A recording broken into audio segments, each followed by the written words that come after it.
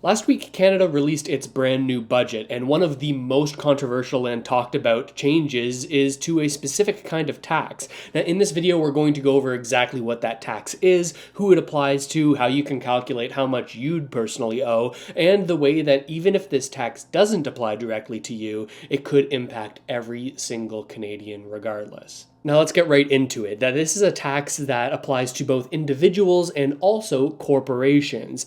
And unlike most taxes where it's applied to your income that you earned, this tax is a little bit different. It's a tax on your capital gains. Now, if you're already familiar with how capital gains work, feel free to skip ahead a little bit. But if you'd like a quick refresher, it's actually super simple and it's very important for you to understand. Let's first go over how taxes work in the basic situation on your income. Let's say your tax rate is 30%. We're just using that as an example number. And then let's say your income is $80,000 a year. Now, applying that 30% tax rate onto your $80,000 income, at the end of the year, you'd owe $24,000 in taxes. Maybe this was taken off of your pay over the course of the year, or if you're self-employed, you'd probably probably would pay it all in one lump sum come tax time. But taxes on your capital gains are treated a little bit differently. Now, capital gains, instead of this tax being applied to the income that you earn, capital gains tax is applied to the growth of the value of your investments after you sell them.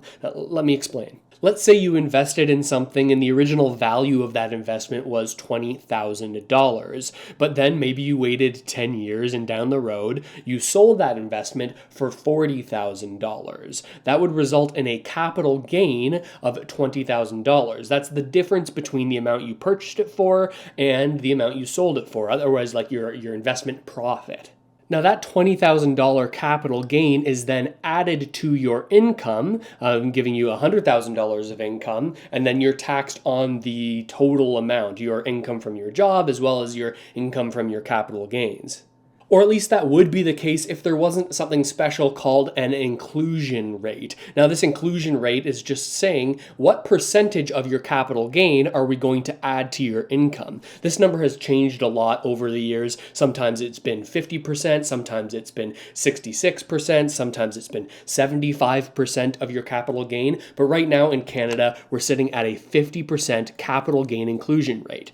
That means that half of your capital gain is added to your income. So in this case, only $10,000 or half of your capital gain would be added to your income that you pay tax on. So the actual taxable gain that you have to pay taxes on is $10,000. That's added to your income. And as a result, if your tax rate is 30%, well, you'd be paying $3,000 on that $20,000 capital gain. Obviously, this calculation changes a lot depending on which tax bracket you're in and what your marginal tax rate is. That depends on how much income you make, as well as what province you're in. These all have different tax rates based on your income.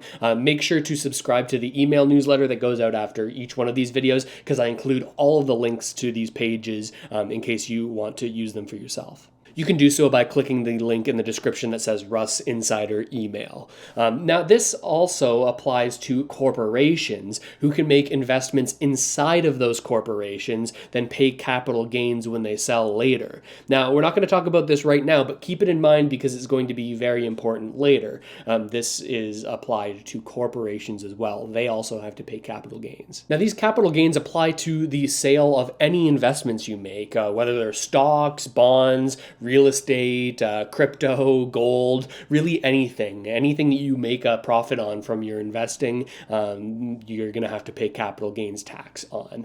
Now, there are some exceptions to this rule, though, that can actually help you avoid paying this extra tax, which is super helpful. But before we get into that, I want to take a second to thank the sponsor of today's video, and that's Crypto.com. I say this every single time because it's true. The crypto can be risky and it's not for everyone, and you can definitely lose what you put in. But more and more Canadians are including crypto as part of their investment portfolio, even if you have to pay capital gains tax on it. And that includes me. I first started getting into crypto because I was interested in how creating a competitor to the traditional financial system could actually help improve the financial system worldwide, right? Competition results in better outcomes for the people who use things, right? It doesn't feel entirely right to me that it's only a small group of elite individuals that have so much centralized control over our financial system, and I'm interested in how crypto could be part of the solution to that problem. And if you're looking to buy crypto, well, crypto.com is a solid place to do so. You can fund your account and choose from a selection of over 250 different cryptocurrencies, all with Canadian dollars. But personally, obviously this isn't financial advice for you, I tend to stick to the more tried and true Bitcoin and Ethereum. And as a plus, if you choose to keep your crypto on the crypto.com platform, you can earn some interest via their Earn product. However, over the long term, I personally think it's beneficial to learn about self-custody and to transfer your crypto to a cold wallet that's secured by a hardware wallet that you personally control. So if you're ever looking to buy some crypto, make sure to check out crypto.com and use the referral code RUSS, that's RUSS, or you can just click the link in the description of this video. And thanks again to crypto.com for making videos like this possible. Now, I mentioned that there are exceptions to the capital gains tax rule that can result in you paying thousands of dollars less when you sell your investments. Now, here are a couple. First of all, any gains that you make inside of a TFSA, a tax-free savings account, aren't taxed. And any gains that you make inside of an RRSP account aren't subject to capital gains tax. Instead, they're only taxed as traditional income when you withdraw from that account in your retirement. Now, another very big exception in Canada is that the sale of your primary residence, or the house that you live in, you're not going to get taxed capital gains on that when you sell it. Even though many Canadians see this as an investment, you don't get taxed on the proceeds of the sale of the house that you live in as long as it's been your primary residence for the whole time you've owned it. Otherwise, the calculation changes a little bit. And obviously, those are some pretty big exceptions, and it's why I always recommend opening up a TFSA investing account, not just using your TFSA as a savings account, but using it as an investing account so you can actually get all of the benefit of that account, allowing you to invest your money slowly over time without having to owe the government more money from the growth of your funds. So now we fully understand capital gains tax, but what's the big change that's happening that has everybody talking? Well, let's take a look at the budget. This is one page of the 430-page budget, but this is what exactly applies to this capital gains change. Let's take a look at it. The government is planning on making a change to your capital gains inclusion rate. Remember from when we did that review, the inclusions rate is the amount of your gain that actually gets added to your income and then is taxed. So they're going to make it so that when you sell an investment, a higher percentage of that is added to your income and is thus taxed. But there's one key thing here.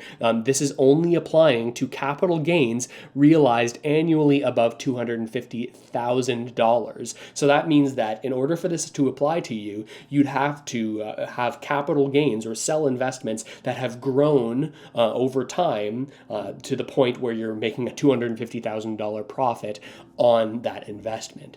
So this is for individuals that are selling something that's going to net them a $250,000 gain in a single year. But one thing that has a lot of people pissed off, and we'll get to this in a second, is that this $250,000 limit, it applies only to individuals and not to corporations as well. For corporations, you're going to have to pay this 66.67 inclusion rate on all of your capital gains, all of your investment growth. Okay, so corporations will have to pay more tax on the growth of their investments, and individuals will have to pay more tax on the growth of their investments if they have more than a whopping $250,000 in gains in a single year. So that might lead you to think, are there really that many Canadians that this is going to apply to? Well, like I personally, me myself, I've never had even more than a tenth of this yearly maximum. So why does it even matter?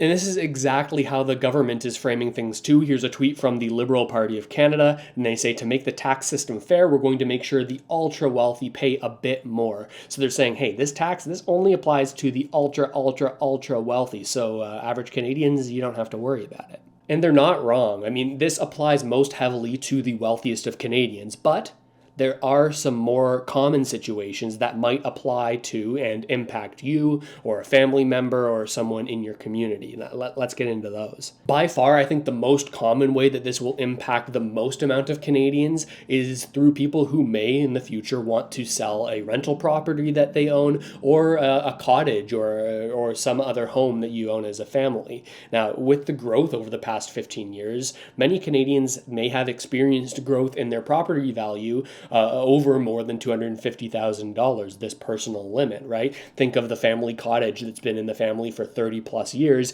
You could be seeing more than a $250,000 gain there.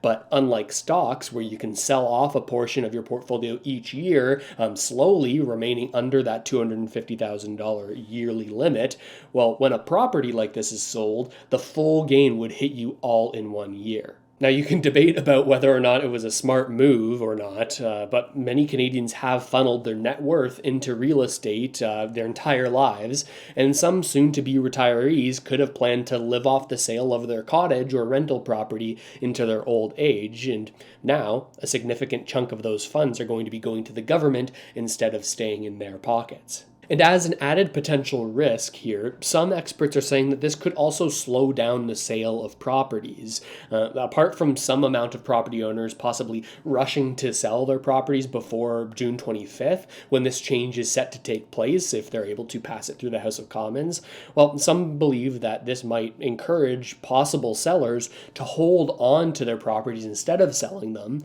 hoping that a future government would change these capital gains inclusion rules, saving them tens of thousands of dollars, while in the meantime they can take out a tax-free loan using these properties as collateral to help them cover their expenses in the meantime.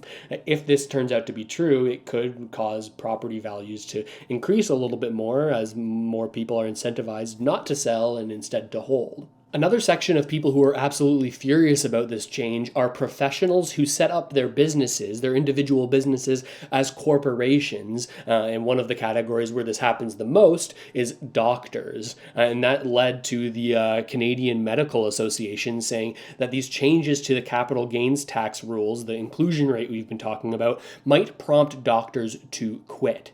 You see, many professionals, like doctors, will set their businesses up like this so that when they receive their pay, they don't receive it personally, they receive it into a corporation. The benefit of that is that it allows them to control how much personal income they claim or withdraw from their company in a year, and as a result are taxed on. They're largely used to reduce the amount of money that they have to pay the government in taxes.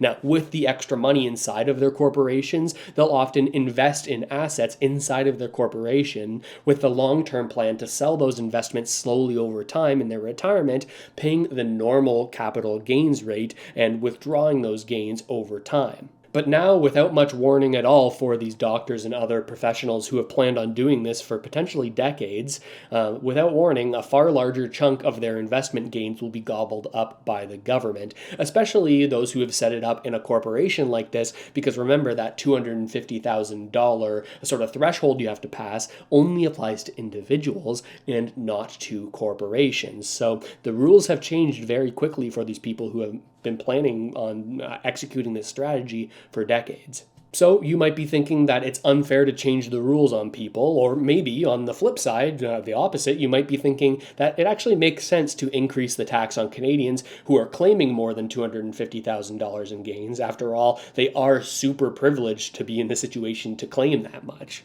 But regardless of your thoughts on the fairness of these changes, there's one thing that should concern us all, and that's the impact that this could have on Canada's productivity, or GDP per capita. We talk about it all the time on the channel. It's one of the closest stats we have that tracks the average quality of life for individual Canadians. This is from an article on The Hub, which is a great news organization, and it's by Matt Spoke, and he sort of compares this change to the Liberals' plans of the carbon tax, right? The idea of the carbon tax policy is that if you tax something, all things being equal, you're going to get less of it. That's the idea of taxing, right? To slow down some sort of activity or some sort of behavior. In the case of the carbon tax, if you tax it, the idea is that you get less carbon. But the point that he makes in this article, in the sort of question he asks, is if you tax the reward that a Canadian gets from investing their money more heavily, could they then be less incentivized to invest, right? If so, does this diminishing of Canadian investment or the potential gain you could see from investing, does that result in a lack of funding for Canadian companies, less investment in those companies, less money for research and development, and as a result, less of the all-important productivity gains that we need to get our economy back on track? After all, the Bank of Canada recently warned that our productivity and our weak productivity growth was reaching an emergency status, with our growth projections in this area being one of the lowest across all comparable countries, resulting in less wealth for each average Canadian and a higher relative cost of living compared to the wages that are available for those Canadians. Ultimately, I think that this tax increase would have been a lot better if it was accompanied by a tax decrease in another area. Like, sure, we could tax capital gains more heavily, but don't just use the funds that you generate from that to increase the amount that you can spend as a government on programs that many people are questioning how successful they actually are, right? Instead, why not take a little here and give a little there instead of just taking and taking? Tax capital gains more, but maybe lower income tax rates for low and middle class Canadians. Especially when Canadians are less and less confident with the results that we actually get when the government spends the money that's collected. It's hard to rationalize increasing taxes on Canadian citizens unless it means reducing taxes for other more in need Canadians, right? It feels like while this does definitely target the wealthy far more heavily, will that targeting actually result in a better life for the not as wealthy Canadians? Like, I'll believe it when I see it, but I think it's more likely that this increased tax collection will just go to supporting a bloated, bureaucratic public sector with ever-expanding costs that are paid by Canadian citizens who oftentimes don't really see the benefits of those costs that are paid. I don't know, it's going to be interesting to see how this all plays out and whether or not this actually passes the House of Commons. I think it's very likely that it does, because the NDP probably will support it, and if the NDP and the Liberals both support it, then it'll probably get implemented. I don't see the NDP being against this thing that is seen as like taxing more wealthy Canadians. That's kind of their MO. But yeah, I'm curious what you think about all of this. Do you think that this is a good idea? Do you think it's a bad idea because of the productivity concerns? Yeah, I'm curious. What have I missed? What have I gotten right? What have I gotten wrong? I'm just like anyone watching these videos, just trying to figure it out all for myself and sharing it with you along the way. So help me learn, let me know in the comments. And once again, thanks to Crypto.com for sponsoring this video, much appreciated. Sign up for the email newsletter with the link in the description. That'll get you all the sources and additional bonus content for every single one of these videos after it's posted. And subscribe to the channel if you haven't already done so. But with all that said, thanks so much for watching this video. Really helped you out. Oh my gosh, I can't talk. Really hope it helped you out just a little bit, and I'll see you next time.